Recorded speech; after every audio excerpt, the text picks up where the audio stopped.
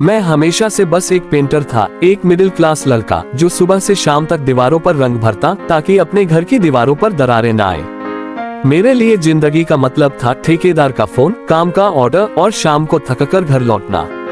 लेकिन उस दिन किस्मत ने मेरे हाथ में सिर्फ ब्रश ही नहीं, मेरी पूरी जिंदगी का नया रंग दे दिया। सुबह सुबह ठेकेदार का फोन आया। उसने कहा, राहुल आज का काम खास है, शहर के सबसे बड़े बंगले में पेंटिंग करनी है। मालिक बहुत पैसे वाले हैं, काम साफ सुथरा करना, कोई गलती मत करना। मैं अपने ब्रश, रोलर और रंग के डिब्बे लेकर उस पते पर पहुंचा। बंगला इतना बड़ा था कि गेट से दरवाजे तक पहुंचने में ही वक्त लग गया। मैंने घंटी बजाई, दरवाजा धीरे धीरे खुला और सामने वो खड़ी थी। सफेद सूट जिस पर हल्की सी कढ़ाई थी, लंबे खुले बाल जो हवा में हिल रहे थे और आंखों में ऐसी मासूमियत जैसे बरसात की पहली बूंद जमीन को छूते ही महसूस होती है। उसके होठों पर हल्की सी मुस्कान थी जिसने मेरी थकान और पसीना दोनों भुला दिए। अंदर आ जाए, उसने नर्म आवाज में कहा। मैं उसके पीछे पीछे लिविंग रूम में पहुंचा। चारों तरफ महंगे फर्नीचर, क्रिस्टल का झूमर, बड़ी बड़ी पेंटिंग्स, सब कुछ वैसा था जैसा मैंने सिर्फ फिल्मों में देखा था। लेकिन मेरी नजर सिर्फ एक जगह टिक रही थी, उस पर। मैं दीवार पर पहला स्ट्रोक देने लगा। ब्रश से रंग बह रहा था और मेरी सोच बस उसी की तरफ जा रही थी। तभी उसकी आवाज आई, चाय लोगे? मैंने बिना उसकी तरफ देखे कहा, जितनी तुम्हारी बातों में मिठास है उतनी चीनी डाल देना। शायद उसे ये सुनकर अच्छा लगा क्योंकि वो हंस पड़ी, और वो हंसी जैसे किसी ने मेरे सीने में बंद पड़े सारे सपनों को आजाद कर दिया हो। अगले कुछ दिनों तक मैं रोज उस बंगले में जाता। पहले दिन सिर्फ औपचारिक बातें होती, फिर थोड़ी थोड़ी मुस्कानें जुड़ने लगी और फिर बातचीत का सिलसिला शुरू हो गया। कभी वो पानी दे जाती, कभी चाय, कभी बस खिड़की के पास बैठकर मुझे पेंट करते हुए देखती। मैं काम करता लेकिन महसूस करता कि उसकी आंखें मुझ पर टिकी हुई हैं। एक दिन उसने कहा, तुम्हें कलर चुनने में मेरी मदद चाहिए। मैंने कहा, जरूर। वो मेरे पास आकर कलर कार्ड देखने लगी। उसकी उंगलियां जब मेरे हाथ से हल्के से छूकर गुजरी तो मेरे दिल की धड़कन तेज हो गई। मैं जानता था कि मैं और वो दो बिल्कुल अलग दुनिया से हैं। मैं रोज की मजदूरी करने वाला लड़का और वो एक अमीर घर की लड़की, बट उस वक्त सब भूल गया था। मुझे बस लगता था कि शायद इन कुछ दिनों की नजदीकियां मेरी जिंदगी के सबसे सुंदर पल हैं। वो मुझे अपने कॉलेज के किस्से सुनाती, अपने सपनों के बारे में बताती और मैं बस चुपचाप सुनता रहता। मेरी आंखें दीवारों पर रंग भर रही थीं, लेकिन मेरा दिल उसके हर शब्द, हर मुस्कान, हर नजर को अपने अंदर उतार रहा था। मुझे पता नहीं था कि ये हंसी, ये बातें, ये मुलाकातें एक दिन मेरी सबसे बड़ी याद बनकर रह जाएंगी। ऐसी याद जो हर पेंट के स्ट्रोक के साथ मेरे सीने में दर्द भर देगी। मैं हर सुबह उसी बंगले में पहुंचता, अपना ब्रश उठाता और रंगों के डिब्बे खोलता, लेकिन मेरे दिन की असली शुरुआत तभी होती जब वो मेरे सामने आकर मुस्कुरा देती। दीवारें रंगते रंगते मुझे लगता था कि जैसे मैं उसकी जिंदगी में भी कोई रंग भर रहा हूँ। अनन्या, ये नाम मेरे लिए अब सिर्फ एक नाम नहीं रहा था, ये मेरी रोज की धड़कन बन चुका था। हमारी बातें अब औपचारिक नहीं रहीं। वो मुझे अपने बचपन की शरारतें सुनाती, अपनी माँ के हाथ के खाने की तारीफ करती और मैं उसे अपने मोहल्ले के बारे में बताता, कैसे हमारे घर की छत से पूरे मोहल्ले की आवाजें सुनाई देती हैं, कैसे मेरी माँ शाम को लालटेन के नीचे कपड़े सिलती हैं। एक दिन वो मेरे पास बैठी थी जब मैंने मजाक में कहा, अगर कभी तुम्हारे घर की दीवारों का रंग फीका हो जाए तो मुझे बुला लेना, मैं फिर से रंग भर दूंगा। उसने मुस्कुराकर कहा, दीवारों का क्या है, रंग बदलते रहते हैं, असली रंग तो दिल के होते हैं, उन्हें बदलना मुश्किल होता है। उसकी ये बात मुझे उस वक्त समझ नहीं आई, लेकिन शायद किस्मत पहले ही इशारा कर रही थी। उस शाम मैं पेंटिंग कर रहा था, अनन्या पास बैठकर अपने फोन में कुछ देख रही थी। तभी दरवाजा तेजी से खुला और एक भारी आवाज गूंजी, ये क्या चल रहा है?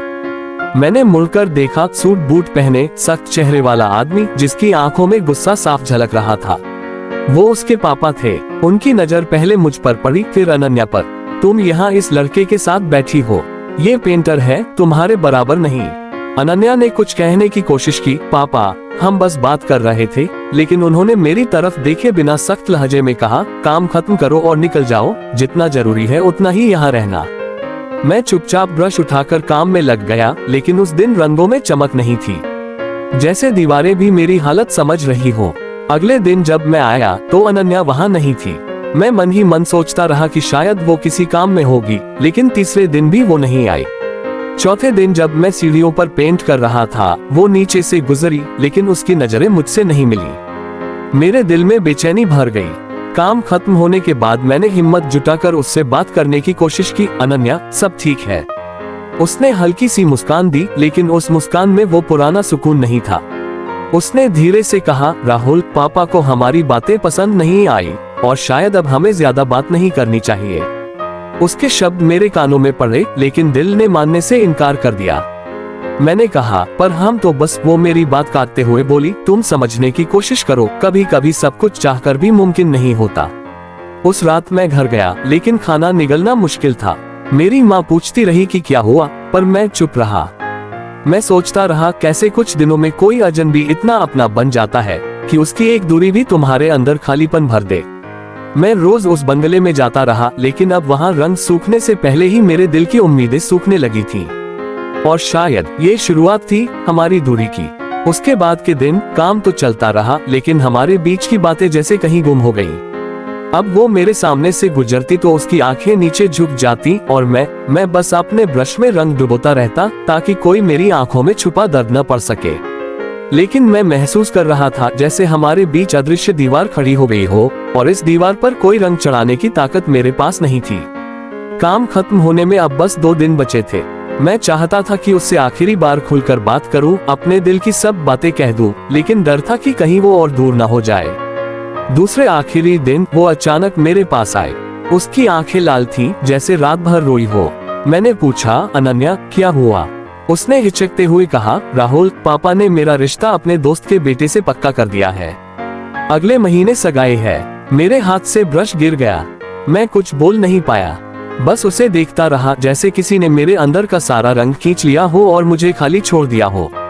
उसने धीमे से कहा, मैंने बहुत कोशिश की, लेकिन कभी कभी प्यार से ज्यादा ताकत हालात की होती है। मैंने गहरी सांस ली और कहा, तो फिर तुम्हें मेरे लिए आखिरी बार मुस्कुराना होगा, ताकि जब भी मैं याद करूं, तुम्हारी आंखों में आंसू नहीं, मुस्कान देखूं। उसकी आंखों में आंसू भर आए, लेकिन उसने हल्की सी मुस्कान दी। उस मुस्कान में हजारों कहानियां थीं जो कभी पूरी नहीं हो सकी। अगले दिन मेरा आखिरी काम था। मैं बंगले की आखिरी दीवार पेंट कर रहा था, तभी उसने चुपके से आकर मेरे पास एक छोटा सा पैकेट रखा। बोली, ये तुम्हारे लिए। मैंने खोला, अंदर एक छोटा पेंट ब्रश था जिस पर लाल रंग लगा था। उसने कहा, तुम्हें याद दिलाने के लिए कि एक बार तुमने मेरी जिंदगी में सबसे खूबसूरत रंग भरे थे। उस दिन जब मैं बाहर निकल रहा था, उसके पापा दरवाजे पर खड़े थे। उनकी नजरें अब भी वैसी ही सख्त थीं। मैंने कुछ नहीं कहा, बस सीढ़ियों से उतर गया। पीछे मुड़कर देखा तो वो बालकनी में खड़ी थी। हवा में उसके बाल उड़ रहे थे और आंखों में वो सब कुछ था जो लफ्जों में नहीं कहा जा सकता। महीनों बीत गए। मैं फिर कई घरों में पेंटिंग करने गया, कई दीवारों पर रंग चढ़ाए, लेकिन जब भी सफेद रंग का डिब्बा खोलता, मेरी आंखों के सामने उसका सफेद सूट और वो आखिरी मुस्कान आ जाती। आज भी जब कोई मुझसे पूछता है कि सबसे मुश्किल पेंटिंग कौन सी थी, तो मैं कहता हूँ वो जो मैंने एक अमीर घर की लड़की के दिल में बनाने की कोशिश की थी, लेकिन जो अधूरी रह गई। और शायद मेरी जिंदगी की सबसे बड़ी सच्चाई यही है, कुछ रंग चाहे कितने भी खूबसूरत हो, उन्हें दीवारों पर तो चढ़ाया जा सकता है, लेकिन अपनी किस्मत में नहीं।